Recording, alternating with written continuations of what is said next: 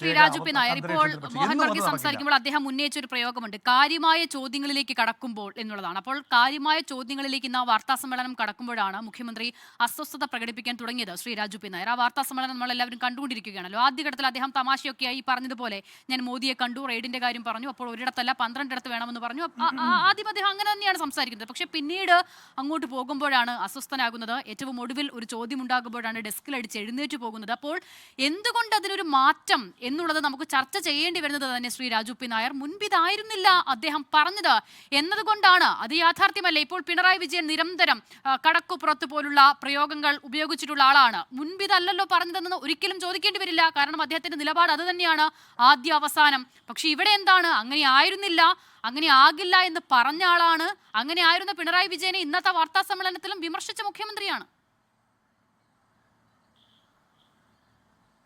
ഞാൻ അതിലേക്ക് എത്താൻ മുമ്പായിട്ട് അങ്ങയുടെ ഇപ്പോൾ ഈ 24 ന്യൂസിൻ്റെ ഇതിനകത്ത് അങ്ങയുടെ ഇൻട്രോയും വെച്ചുകൊണ്ട് അതിനകത്ത് ഇട്ടിരിക്കുന്ന ഹെഡ്ലൈൻ കൂടി വായിക്കാം. ജാതിവാൽ അല്ലേ, ജാതിവാൽ പറഞ്ഞു എന്നുള്ളതാണ്. അതുപോലെ തന്നെ പെൻഷൻ നൽകിയില്ല. അങ്ങയുടെ നിലപാടാണോ ആ പറഞ്ഞത്? അങ്ങ് പറഞ്ഞ ഇൻട്രോ അങ്ങയുടെ നിലപാടായിരിക്കുമല്ലോ. അപ്പം അങ്ങയുടെ നിലപാട് എനിക്കൊന്ന് അറിയാൻ താല്പര്യമുണ്ട്. വി.ഡി. സതീശൻ അദ്ദേഹത്തിന്റെ അച്ഛന്റെ മുഴുവൻ പേരും പറഞ്ഞതിൽ ജാതിവാലുണ്ടെങ്കിൽ E.M. ശങ്കരൻ നമ്പൂതിരിപ്പാട് ജാതീയവാദിയാണെന്ന് അങ്ങ് സമ്മതിക്കും? ശ്രീ രാജു പി നായർ, ജാതീയവാദിയായിരുന്നു എന്ന് സമ്മതിക്കുമോ? സത്യപ്രതിജ്ഞാ ദിവസമാണ്. വി.ഡി. സതീശന്റെ അച്ഛന്റെ പേര് മേനോനാണെന്നുള്ളതും ആ ജാതിവാലും ഞാൻ കേൾക്കുന്നത്. അങ്ങനെ പൊതുസമൂഹത്തെ ജാതിവാൽ അറിയിക്കേണ്ട ആവശ്യം എന്തായിരുന്നു? മുൻപ് എവിടെ പോയി അദ്ദേഹത്തിന് ആ സ്നേഹം? നിങ്ങൾ എന്ത് വൃത്തികേടാണ് പറയുന്നത്? നിങ്ങൾ എന്ത് വൃത്തികേടാ പറയുന്നത്?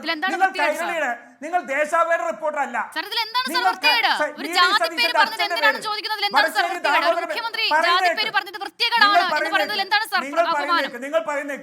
നിങ്ങൾ പോയിട്ട് AKG സെന്ററിൽ പോയി പറയണം. AKG സെന്ററിൽ പോയിരുന്ന് വായിക്കുക നിങ്ങൾ വേണ്ടത്. വി.ഡി. സതീശന്റെ അച്ഛന്റെ പേര് വടശ്ശേരി ദാമോദര മേനോൻ എന്നാണെങ്കിൽ പിന്നെ അത് മാറ്റാൻ പറ്റുമോ? അതിന് പകരം സ്വന്തം നിങ്ങൾ പറയുന്നേക്ക് അസ്മിത പറയുന്നേക്ക് സ്വന്തം പേരിൽ ജാതിവാല് കൊണ്ട് നടന്ന E.K. നായനാരും E.N. Sankaran നമ്പൂതിരിപ്പാടും Ramachandra പിള്ളയും C. അച്യുതാനന്ദനും ജാതിവാദികളാണെന്ന് നിങ്ങൾ നിലപാടുണ്ടോ?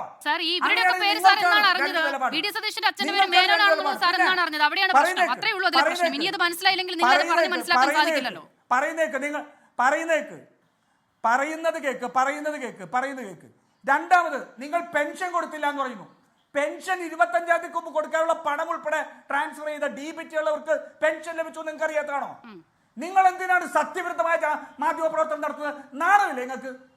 ഒരു സർക്കാർ അധികാരത്തിലേക്ക് വന്നിട്ട് 10 ദിവസമായിട്ടില്ല. അതിനു മുമ്പ് CPM-ന്റെ ടെൻഡർ ഏറ്റെടുക്കുകയാണോ?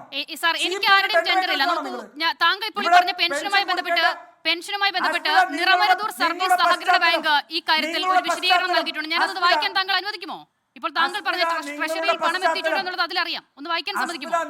അസ്മിത, നിങ്ങളുടെ പശ്ചാത്തലം കേൾക്കൂ. നിങ്ങളുടെ പശ്ചാത്തലം CPM-ന്റെ രാഷ്ട്രീയം പറയുന്ന പശ്ചാത്തലമാണ്. നിങ്ങൾ CPM-ന്റെ ജാതി പറയുന്ന പശ്ചാത്തലമല്ല സാർ. എനിക്ക് അഭിമാനമുണ്ട്.